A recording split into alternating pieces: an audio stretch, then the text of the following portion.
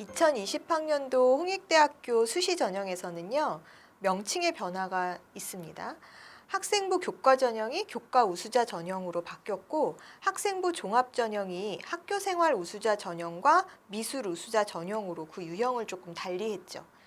비실기 미대 전형이 있다라는 거 여러분들이 아실 텐데, 학교생활 우수자 전형은 말 그대로 학생부와 자기소개서를 서류 제출하고 선택적으로 제출했었던 추천서는 폐지된 학생부 종합 전형이라고 이해하시면 될 것 같아요. 그래서 서류 평가를 토대로 하는데 추천서는 작년과 달리 폐지가 된 상황이다라고 보시면 되고, 교과 우수자 전형은 교과 석차 등급 환산 점수를 이용한 점수를 산출하죠. 그러니까 홍대식의 어떤 점수 산출을 통해서 정량적인 평가를 하게 되는 교과 전형, 이렇게 보시면 됩니다.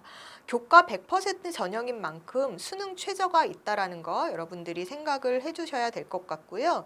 학생부 종합 전형인 학교생활 우수자는 서류 100%예요. 그래서 홍익대 같은 경우는 현재 이제 일반 학과에서는 면접이 없고, 또 학생부 전형에서는 서류 100% 수능 최저도 없다, 이렇게 보시면 되죠.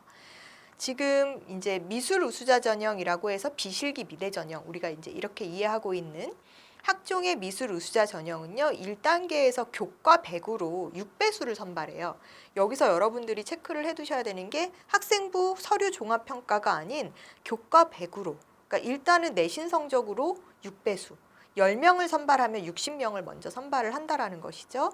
이렇게 해서 2단계에서는 그때 서류 평가가 들어갑니다. 즉 1단계는 일단 교과로 6배수를 뽑고요. 그리고 나서 2단계에서는 서류 종합 평가가 이때 들어가는 거죠. 그래서 기록적인 부분까지 해서 서류 종합 평가, 그 다음에 3배수를 걸러냅니다. 네. 그러니까 비실기 미대 전형이 사실은 3단계로 진행이 되는, 네, 이렇게 다단계로 전형이 진행되는구나라는 거 아셔야 될 것 같고, 2단계에서 서류 종합 평가로 다시 3배수를 선발한 후에 그 다음에 3단계로 가게 되면은요, 2단계, 즉 서류 종합했었던 성적 40%에 면접 60%로 최종 선발을 하게 되죠. 면접 비중이 꽤나 높죠. 그래서 미술 우수자 전형에는 면접이 있구나. 그리고 그 면접 비중이 3단계 가서 있구나. 그리고 거기에 60%구나. 이렇게 생각을 해주시면 될 것 같아요. 미술 우수자 전형은 자기소개서, 일반 전형에 넣는 자기소개서랑은 조금 다른 미술 활동 보고서라는 형태로, 즉 비실기 미대 전형에서 쓰는 자기소개서, 이렇게 생각하시면 될 것 같아요. 그래서 어떻게 보면 뭐 포트폴리오 개념처럼 생각하실 수도 있는데, 내가 3학년 동안, 고등학교 3년 동안 수행했었던 그런 미술 관련 활동의 우수성을 보여줄 수 있는 활동 내용들을 담은 보고서, 이렇게 보시면 될 것 같습니다.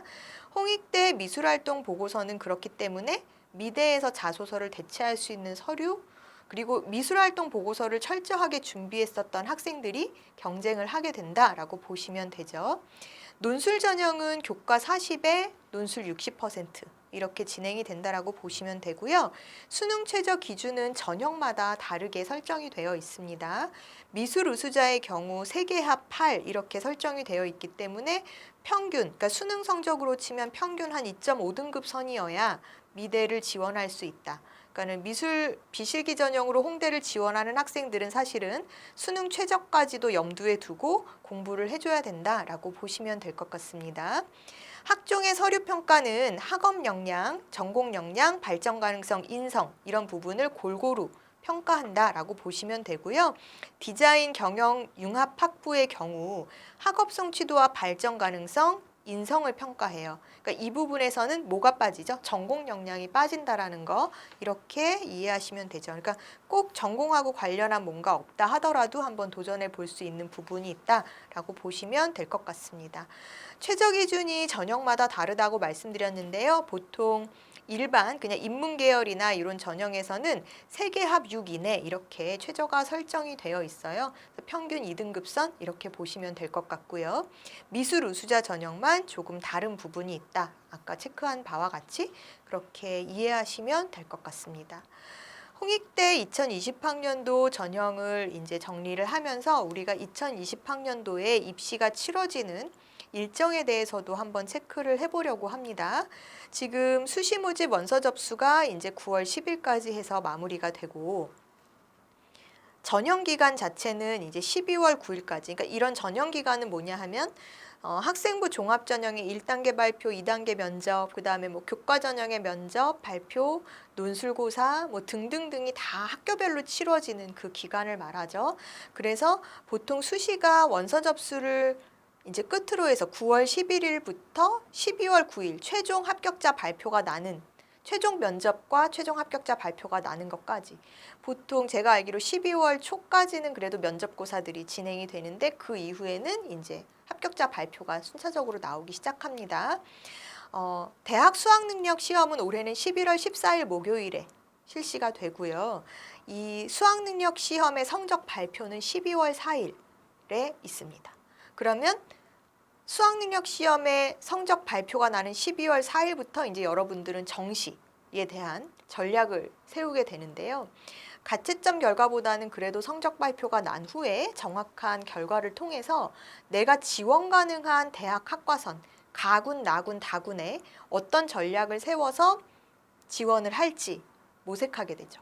그래서 수능 성적 발표 이후부터는 정시 모집 원서가 12월 26일이니까 한 뭐 12월 지금 성적 발표가 4일이었으면 이제 4일부터 정시 원서 접수 12월 26일 사이에 어떤 식으로 전략을 세울지 여러분들이 원서를 어디에 쓸지 정하셔서 이제 12월 26일부터 정시 모집 원서 접수를 하면 된다. 이렇게 보시면 될 것 같고요. 수시 합격자 발표가 이제 12월 10일까지 있어요. 그래서 사실은 정시 원서를 이제 준비를 하는 과정에서도 여러분들이 일단 12월 13일 이런 추가 합격 등록까지 나오고 그다음에 최종 합격자까지 발표되는 것까지 보고 충원이 있는지 없는지 여부에 따라서 정시를 어떻게 지원을 해야 되나 막 고민을 하다가 추가 합격 발표 나서 안 하는 경우도 있고. 그래서 이때는 사실 그때그때 나는 충원이라든지 합격에 대해서 여러분들이 귀를 조금 기울이셔야 되고 만약에 그런 상황이 아니다. 나는 이미 결과 발표가 다 나서 어쨌든 정시 지원을 해야 될 것 같아 라고 한다면 전략을 충분히 세우셔서 원서 접수를 하셔야 될 것 같아요. 정시 모집 전형 기간은 사실 군별로 좀 다르지만요. 1월 2일부터 30일까지 다 진행이 된다라고 보시면 되고요. 정시 합격자 발표는 2월 4일까지 있어요.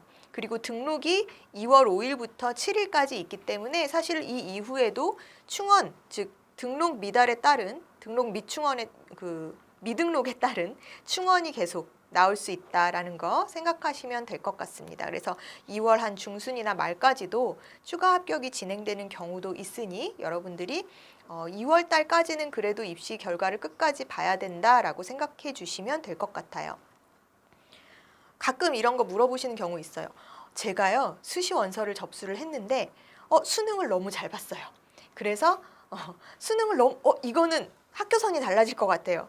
선생님 근데 그러면 이런 경우에 수시 합격한 학교에 등록 안 하고 그냥 정시로 학교 가면 안 돼요? 이렇게 물어보는 경우 있는데 안 됩니다. 일단 수시에서 합격하면 수시 합격한 학교에 등록을 하셔야 돼요. 수시 합격자가 정시로 다시 합격했다고 해서 정시로 간다라는 것은 지금 안 되기 때문에 그래서 사실은 여러분들이 다 감안해서 수시에서 어떤 전략을 세울지 안정권을 어디까지 잡을지를 참 고민해서 넣으셔야 돼요. 무조건 가자라고 해서 넣는다기보다 그러니까 정시 모의고사 성적이 내가 지금까지 어떤 추이로 진행되어 왔고 이런 걸 감안해서 수시 지원 전략을 짜야 한다라는 거 여러분들이 다시 한번 생각해 두시고요. 물론 이제 이런 수시 납치를 피하기 위해서 수능 이후에 서류를 제출하거나 수능 이후에 뭔가 시험을 치르게 되는 적성고사 전형이라든지 논술이라든지 이런 학교들이 있잖아요.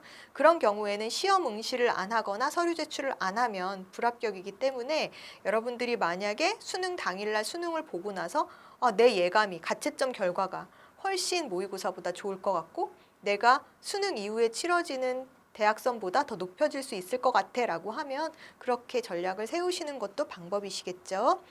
대학별 고사, 면접, 논술 이런 부분들은 학교마다 일정이 다르기 때문에 학교별 일정을 잘 체크하셔서 준비하셔야 되고요. 수능 전에 치러지는 논술, 면접 이런 부분은 사실 경쟁률이 굉장히 높다라는 거 염두에 두시고요. 수능 후에 치러지는 경우에는 수능 최저 충족 여부에 따라서 실질 경쟁률이 하락할 수도 있다라는 거 염두에 두시고, 그렇기 때문에 무조건 수능 최저가 없는 전형이 유리하다라는 오해는 안 하셨으면 좋겠습니다. 구술고사를 실시하는 서울대, 고려대, 연세대 면접은 꾸준히 준비해 주시는 게 수시원서 접수 후부터 지금부터라도 꾸준히 준비를 해주시는 것이 필요하고요. 단기간에 완성될 수 있는 문제가 아니라 난이도가 있는 문제다라는 거 다시 한번 인지해 주시기를 바라고요.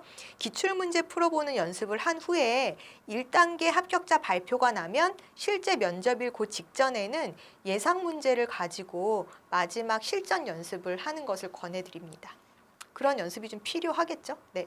그래서 이렇게 충분한 연습을 하고 실전 대비를 할 수 있도록 준비하시면 될 것 같아요.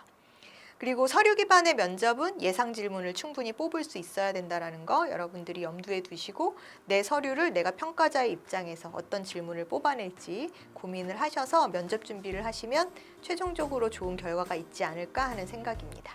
입시양명이었습니다. 그다음에 이렇게 합쳐서 호재랑 독서요. 영화? 너무나 편하게 막 이렇게 얘기를 하는데, 그것도 사실은 얘기를 만약에 내가 그런 식으로 끌어낸다라고 하면 좀 전략적